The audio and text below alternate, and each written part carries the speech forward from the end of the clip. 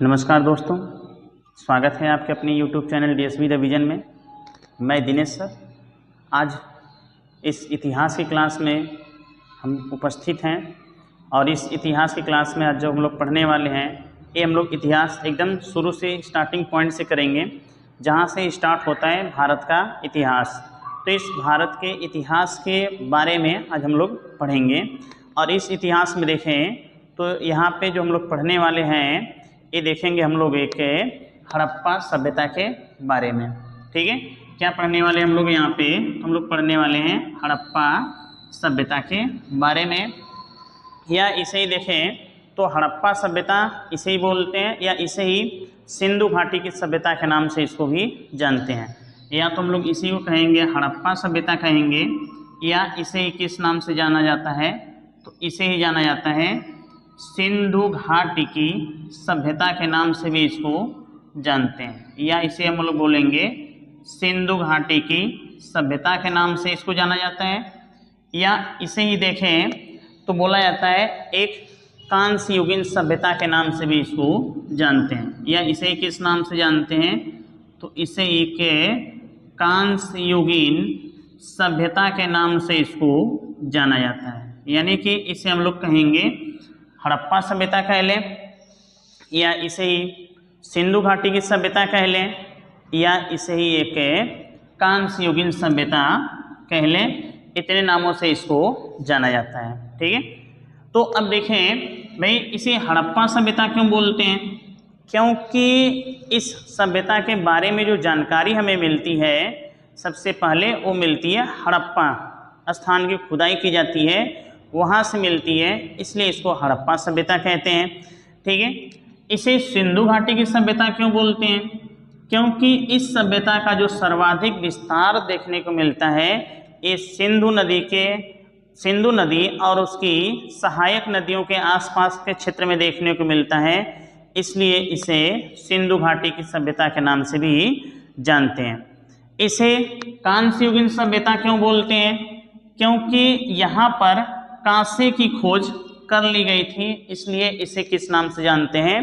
कांस्य युगीन सभ्यता के नाम से भी इसको जाना जाता है। यानी कि सिंधु घाटी की सभ्यता के लोगों ने सर्वप्रथम कांस्य के निर्माण की तकनीकी का ज्ञान इन्हें प्राप्त हो चुका था, इसलिए इसे हम लोग किस नाम से जानते हैं? तो इसे कांस्य युगीन सभ्यता के नाम से भी जाना जाता है। ठीक है, अब देखें तो यह जो सिंधु घाटी की सभ्यता थी, इस सिंधु घाटी की सभ्यता को बोला जाता है यह एक आद्य ऐतिहासिक सभ्यता के नाम से भी इसको जानते हैं। ठीक है, आद्य ऐतिहासिक क्यों? देखिए इतिहास को 3 कालखंडों में विभाजित किया गया, जिसमें आपका आता है एक प्राक ऐतिहासिक काल, आद्य ऐतिहासिक काल और ऐतिहासिक काल। तो जब प्राक ऐतिहासिक काल की बात करते हैं तो प्राक ऐतिहासिक काल में जिसके में जानकारी के स्रोत मिलते हैं ये सिर्फ और सिर्फ जो खुदाई से वस्तुएं प्राप्त हुई हैं उससे हमें जानकारी मिलती है इतिहास के बारे में। तो यानी वहाँ पे लिपि अस्तित्व में नहीं था, लिपि के बारे में कोई जानकारी नहीं थी। जैसे देखें तो जब आद्य ऐतिहासिक काल की बात करते हैं तो आद्य ऐतिहासिक काल में क्या था कि इसमें पूरा तात्विक स्रोत तो मौजूद थे ही थे, लेकिन इसमें लिपि अस्तित्व में थी, लेकिन अभी तक इस लिपि को पढ़ा नहीं गया है, इसलिए इसे किस नाम से जानते हैं? आद्य ऐतिहासिक काल के नाम से जानते हैं। अब जिस दिन इसको पढ़ लिया जाएगा उसे क्या कर दिया जाएगा? ऐतिहासिक काल में रखा जाएगा। और ऐतिहासिक काल की बात करें तो ऐतिहासिक काल उसको बोलते हैं जिसमें हमें पुरातात्विक स्रोतों के साथ साथ लिपि भी अस्तित्व में थी, साहित्य भी अस्तित्व में है, चीज़ें लिखी गई हैं, पढ़ी गई हैं, सब कुछ से हमें जानकारी मिलती है, उसे हम लोग किस नाम से जानते हैं? ऐतिहासिक काल के नाम से जानते हैं। तो जब हड़प्पा सभ्यता की बात करते हैं तो किस काल की सभ्यता मानी जाती है? तो इसको आद्य ऐतिहासिक काल की सभ्यता के अंतर्गत इसको रखा गया है। ठीक है, क्लियर हो रहा है? तो यहाँ पे देखिए जो हम लोग सिंधु घाटी की सभ्यता के बारे में जो हम जानकारी इकट्ठा करेंगे तो इसमें जो हम लोग सबसे पहले पढ़ेंगे वो ये देखने का प्रयास करेंगे कि इस सिंधु घाटी की सभ्यता का उद्भव कैसे हुआ। यानी हम देखेंगे कि हड़प्पा सभ्यता का उद्भव कैसे हुआ। तो सबसे पहले हम इसके बारे में देखेंगे कि इस सभ्यता का उद्भव कैसे होता है, इस सभ्यता का उद्भव के बारे में यहाँ पे हम देखने का प्रयास करेंगे। ठीक है। अच्छा देखिए, इस सभ्यता के उद्भव को लेकर के दो सिद्धांत प्रचलित हैं। एक है आपका विदेशी उद्भव का सिद्धांत है, एक है विदेशी उद्भव का सिद्धांत है। इस सभ्यता को लेकर के विदेशी उद्भव का सिद्धांत आता है। और एक यहाँ पे देखते हैं हम लोग तो आ जाता है देशी उद्भव का सिद्धांत। दो सिद्धांत आपके प्रचलित हैं, एक है विदेशी उद्भव का सिद्धांत है और एक है सिंधु घाटी सभ्यता के देशी उद्भव का सिद्धांत। ये दो सिद्धांत यहाँ पे देखने को मिलते हैं। तो चलिए एक एक करके हम यहाँ पे समझने का प्रयास करेंगे कि विदेशी उद्भव का सिद्धांत क्या कहता है सिंधु घाटी की सभ्यता को लेकर के, और देशी या स्थानीय उद्भव का सिद्धांत क्या कहता है सिंधु घाटी की सभ्यता को लेकर के। अगर यहाँ पे देखें, हम सबसे पहले बात करते हैं कि जो विदेशी उद्भव का सिद्धांत है सिंधु घाटी की सभ्यता को लेकर के, कि विदेशी उद्भव का सिद्धांत क्या कहता है कि जो हड़प्पा सभ्यता के जो जनक थे, ये बोला जाता है कि दक्षिण मेसोपोटामिया या सुमेरिया के लोग थे। इन लोगों बताते हैं, ये जो विदेशी उद्भव का सिद्धांत बताता है आपको कि जो सिंधु घाटी सभ्यता थी या हड़प्पा सभ्यता थी, ये मेसोपोटामियाई लोग, या तो कह लें कि ये मेसोपोटामिया के लोग थे, या कह लें सुमेरिया, या कहते हैं कि ये जो सुमेरियन सभ्यता थी, इस सुमेरियन सभ्यता के लोग थे जो सिंधु नदी के किनारे फले फूले डेवलप हुए और विकसित हुए। ठीक है। तो इनको बताते हैं विदेशी उद्भव का सिद्धांत। अब इस विदेशी उद्भव के सिद्धांत के अंतर्गत देख लें कि इसको मानने वाले कौन थे। भाई विदेशी उद्भव का सिद्धांत जिन लोगों ने दिया था, इसके समर्थक कौन कौन हैं, तो इनमें एक देखें प्रमुख आते हैं आपके हैं जॉन मार्शल। ठीक है। इनमें एक प्रमुख नाम आता है जॉन मार्शल का। तब जॉन मार्शल क्या बताते हैं कि ये लोग सुमेरियाई लोग थे या मेसोपोटामिया के लोग थे। और भी देखें इसमें तो आ जाता है, नाम आता है गार्डनर का। ठीक है। इसमें कौन आ जाते हैं आपके, आ जाते हैं गार्डनर का भी नाम आता है। ये भी बताते हैं कि विदेशी उद्भव के सिद्धांत हैं। ठीक है। फिर इसमें देख लें और आते हैं आपके व्हीलर भी आते हैं। व्हीलर, तो ये व्हीलर भी बताते हैं कि कौन से लोग थे, ये सुमेरियाई लोग या मेसोपोटामिया के लोग थे। ठीक है। तो इनमें आपके आ जाते हैं, ये बताते हैं कि भाई ये जो लोग थे ना, ये विदेशी उद्भव के सिद्धांत के समर्थक होते हैं। ठीक है। इन लोगों ने बताया था विदेशी उद्भव के सिद्धांत को लेकर के। अब हम यहाँ पे बात करते हैं देशी उद्भव का सिद्धांत। अच्छा, देशी उद्भव या स्थानीय उद्भव के सिद्धांत में देखें तो इसमें आ जाते हैं आपके डीपी अग्रवाल का नाम आता है। प्रमुखता इसमें देखें तो किसका नाम आ जाता है, तो इसमें नाम आ जाता है आपका डीपी अग्रवाल का नाम आता है। ठीक है।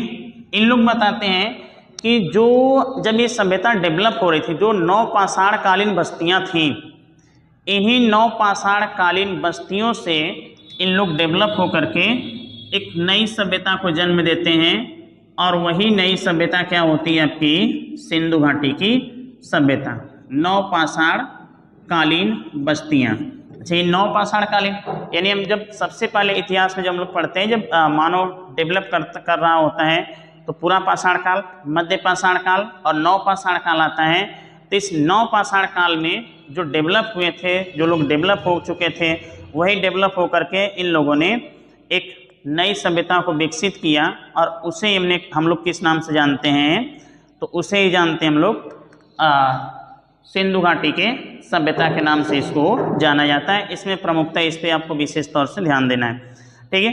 और भी देखें तो इसमें आ जाते हैं आपके आल्विन दंपत्ति आ जाते हैं।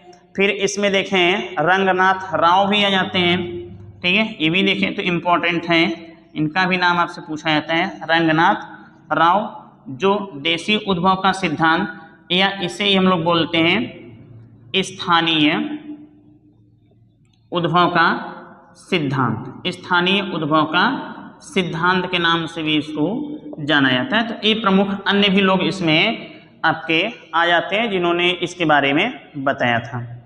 ठीक है, तो हमने अभी ये देखा कि इस सभ्यता के बारे में, भाई ये हड़प्पा सभ्यता का उद्भव किस प्रकार से हुआ था, इसके सिद्धांतों के बारे में, यानी कि कौन से लोग हैं जिन्होंने ये बताया था कि हड़प्पा सभ्यता का उद्भव कैसे हुआ। तो इसमें हमने दो के बारे में देखा, एक विदेशी उद्भव का सिद्धांत और एक देशी उद्भव का सिद्धांत के बारे में हमने जानकारी यहाँ प्राप्त किया।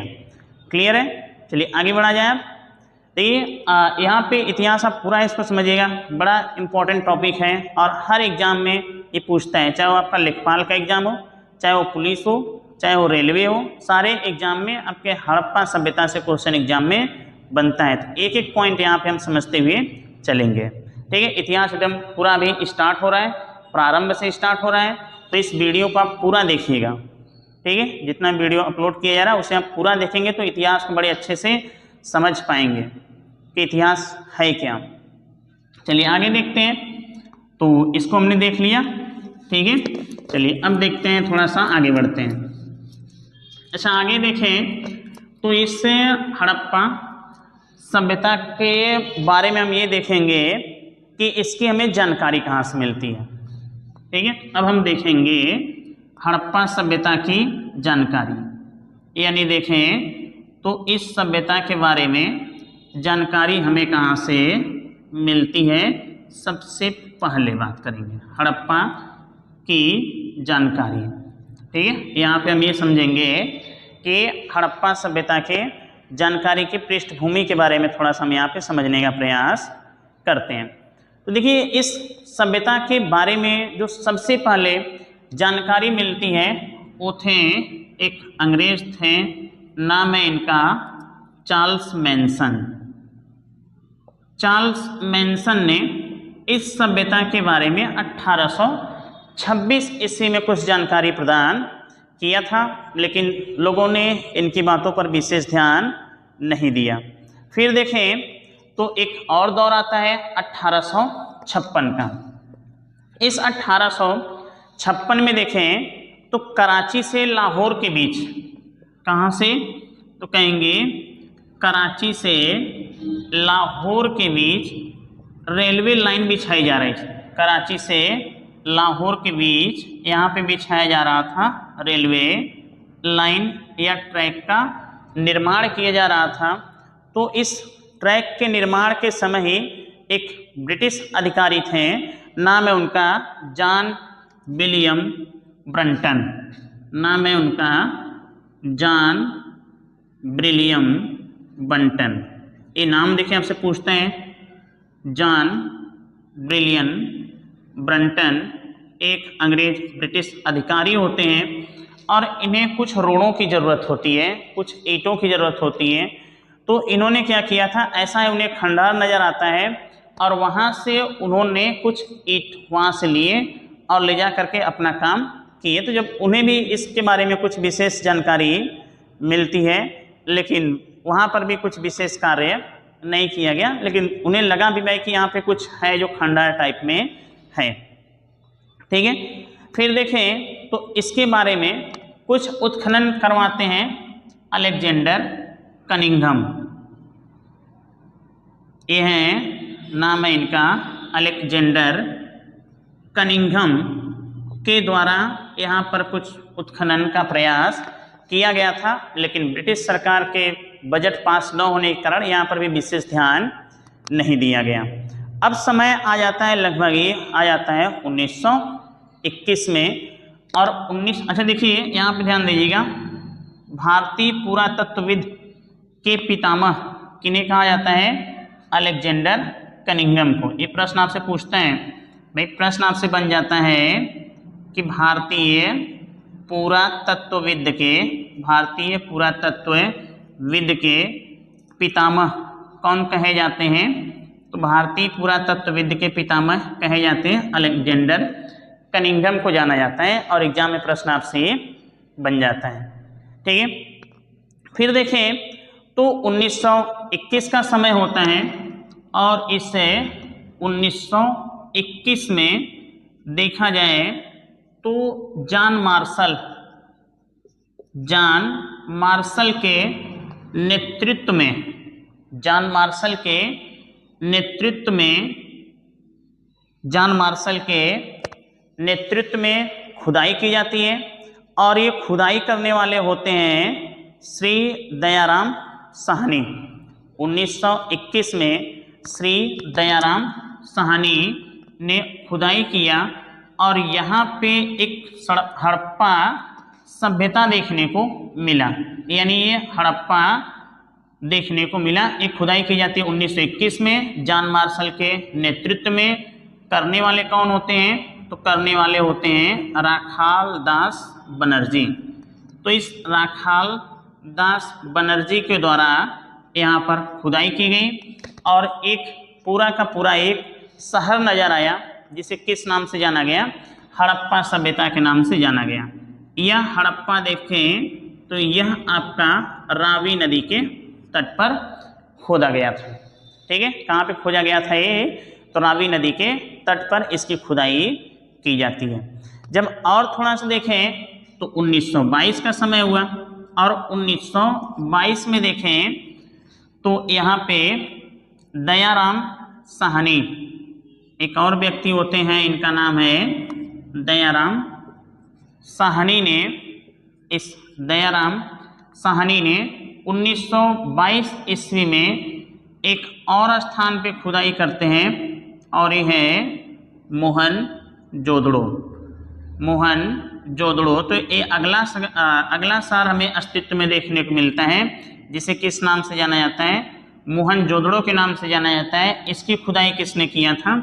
तो यहाँ पे दयाराम साहनी के द्वारा यहाँ पे खुदाई किया गया। और इसी तरीके से अन्य शहरों के भी खुदाई धीरे धीरे की जाने लगी, तो अन्य शहर भी हमें यहाँ पे नज़र आए। ये देखें, ये जो आपका ये था मोहनजोदड़ो था, ये मोहनजोदड़ो देखें तो वर्तमान में अगर इसकी स्थिति देखें वर्तमान में, तो ये आपका पाकिस्तान प्रांत में पड़ता है। दोनों, ये भी हड़प्पा भी और मोहनजोदड़ो भी। तो अगर हड़प्पा को देखें ये कहाँ पे पड़ता है, तो हड़प्पा को अगर बात करें, हड़प्पा तो ये पाकिस्तान प्रांत के मोंटगोमरी जिले में देखने को ये मिलता है। ठीक है, अभी एक एक शहरों के बारे में हम लोग विस्तृत तौर पे जानकारी पूरा इकट्ठा करते हुए चलेंगे। ठीक है, अभी जैसे देखिए, अभी तो ये आपका सबसे पहले हड़प्पा खोदा गया, फिर इसके बाद मोहनजोदड़ो खोजा गया, फिर इसके बाद अन्य शहर भी धीरे धीरे आपके खोजे जाएंगे। तो जब अन्य शहरों की भी खुदाई की गई तो हमें पूरी तरीके से इस सभ्यता का विस्तार देखने को मिला कि सभ्यता का विस्तार कहाँ से कहाँ तक है। चलिए अगला पॉइंट हम लोग देख लेते हैं कि हड़प्पा सभ्यता का विस्तार कहाँ से कहाँ तक था। पूरी की पूरी ये सभ्यता उत्तर से लेकर के दक्षिण तक और पूरब से लेकर के पश्चिम तक इसका विस्तार देखने को मिलता है। तो अगर हम ये कहें कि हड़प्पा सभ्यता का विस्तार, हड़प्पा सभ्यता का विस्तार, अच्छा इसके विस्तार के बारे में देखें तो इसका विस्तार हमें देखने को मिलता है उत्तर से लेकर के दक्षिण तक और पूरब से लेकर के पश्चिम तक हमें इसका विस्तार देखने को मिलता है। ठीक है, अगर मैप में देखें तो यहाँ पे हमें क्या मिल जाता है? उत्तर मिल जाता है।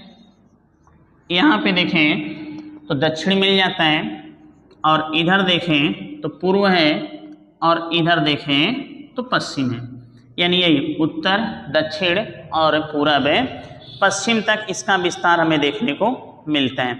तो अगर इसका उत्तरी बिंदु देखें तो उत्तरी बिंदु आपका है मांडा। ठीक है, मांडा ये कहाँ पड़ता है आपका?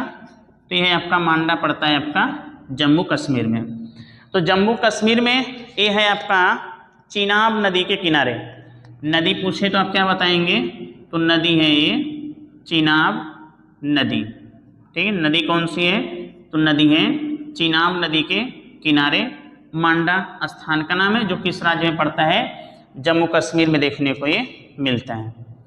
अब इसके बाद देखें इसका दक्षिणी बिंदु देखें तो दक्षिणी बिंदु है इसका, ये है दैमाबाद। अच्छा, दैमाबाद कहाँ पड़ता है ये, तो ये दैमाबाद है आपका ये पड़ता है महाराष्ट्र में। ठीक है, दैमाबाद कहाँ पड़ता है, तो ये पड़ता है आपका महाराष्ट्र में है। और देखें नदी कौन सी है, तो नदी की बात करें यहाँ पे तो नदी है प्रवरा नदी। ठीक है, नदी कौन सी है, तो नदी है प्रवरा नदी है, जो किसकी सहायक नदी है, तो प्रवरा नदी सहायक होती है गोदावरी की। एक एक पॉइंट यहाँ पे ध्यान दीजिएगा, सब पूछते हैं एग्जाम में। तो गोदावरी नदी की क्या है, ये एक प्रमुख है, सहायक नदी है प्रवरा नदी। ठीक है, जो कहाँ पड़ता है आपका, तो ये देखेंगे अहमदनगर जिला महाराष्ट्र में देखने को मिलता है। अब आगे बढ़ें तो देखें तो इसका पश्चिमी बिंदु आता है। अच्छा, पश्चिमी बिंदु इसका कौन सा है, तो पश्चिमी बिंदु है इसका सुतकोंगडोर। पश्चिमी बिंदु इसका कौन सा है, तो पश्चिमी बिंदु को बोला जाता है, पश्चिमी बिंदु इसका सुतकोंगडोर है, जो किस नदी के किनारे है, तो नदी का नाम है दास्क नदी। नदी का नाम पूछे तो आप क्या बताएंगे, तो ये देखने को मिलता है दास्क नदी। अच्छा, वर्तमान में देखें कहाँ पे है, तो वर्तमान में आपका बलूचिस्तान पाकिस्तान। ठीक है, वर्तमान में कहाँ पे है ये, तो वर्तमान में कहेंगे बलूचिस्तान में वर्तमान में आपका ये मौजूद है। ठीक है, बलूचिस्तान या कह लें पाकिस्तान, तो बलूचिस्तान या पाकिस्तान में आपका क्या है, ये मौजूद है। तो यहाँ पे देखें, अच्छा इसका देखें भाई पूर्वी बिंदु कौन सा है, तो पूर्वी बिंदु है ये आपका, यहाँ पे है आलमगीरपुर। पूर्वी बिंदु कौन सा है, ये है आपका आलमगीरपुर पड़ता है। और ये देखें आलमगीरपुर वर्तमान में कहाँ है, तो यह है आपका उत्तर प्रदेश के मेरठ में, उत्तर प्रदेश के मेरठ में। ठीक है, आलमगीरपुर उत्तर प्रदेश के मेरठ में है। और नदी देखें कौन सी है, तो नदी है ये आपकी हिंडन नदी। किस नदी के किनारे है, तो कहेंगे ये नदी का नाम है हिंडन नदी। तो हिंडन नदी के किनारे आपका ये स्थित है, आलमगीरपुर हिंडन नदी के किनारे स्थित है। ध्यान दीजिएगा, हिंडन नदी किसकी सहायक नदी है, तो ये सहायक नदी है यमुना की। हिंडन किसकी सहायक नदी है, तो ये यमुना नदी की सहायक नदी थी। तो इस तरीके से देखें तो इसका विस्तार उत्तर से लेकर के यानी मांडा से लेकर के दैमाबाद तक था, और पश्चिम में सुतकोंगडोर से लेकर के दास्क नदी से लेकर के ये आलमगीरपुर तक हिंडन नदी तक ये फैला हुआ था। ठीक है, अगर यहीं पे हम ये भी देख लें मैं इसका उत्तर से दक्षिण तक का विस्तार कितना था और पूरब से पश्चिम तक की लंबाई कितनी थी, विस्तार कितना था, तो देखें कहते हैं कि यहाँ से लेकर के उत्तर से दक्षिण तक की इसकी जो लंबाई थी ये 1400 किलोमीटर था। ठीक है, कितना था ये, 1400 किलोमीटर था। उत्तर से लेकर के इसकी दक्षिण तक की जो लंबाई थी ये वाला ये कितना था, कहते हैं 1400 किलोमीटर इसकी लंबाई थी उत्तर से लेकर के दक्षिण तक। और यहाँ पे देखें पूर्व से लेकर के अगर इसकी पश्चिम तक की लंबाई देखें तो इसकी लंबाई देखने को मिलती है ये 1600 किलोमीटर था। तो इसका पूर्व से पश्चिम तक और उत्तर से दक्षिण तक का हमने यहाँ पे इसका लंबाई देखा। ठीक है, अब देखिएगा, अब आगे अगर हम लोग देखें तो हमने यहाँ पे देख लिया भाई इस सिंधु घाटी की सभ्यता के बारे में, इसका हमने विस्तार देख लिया। तो आज की क्लास में हम लोग इतना ही रहने देते हैं, आगे हम लोग अगली क्लास में फिर पढ़ेंगे। ठीक है, तो पार्ट 1 में हम लोग इतना ही। तो आज के लिए इस क्लास में बस करते हैं। वीडियो को आप ज़्यादा से ज़्यादा लाइक कीजिए, शेयर कीजिए, और चैनल को जो लोग सब्सक्राइब नहीं किए हैं वे लोग सब्सक्राइब जरूर करें। ठीक है, तो आज की क्लास में इतना ही। और मैं जाते जाते आपको ज़रूर कहूँगा कि आप लोग वीडियो जो भी देखिए इसको पूरा देखिए। आप पूरा देखेंगे तो 100% आपको समझ में आएगा। अगर किसी को कोई समस्या होती है तो आप अपना कमेंट बॉक्स में हमें बताएं। आज के क्लास में इतना ही, धन्यवाद।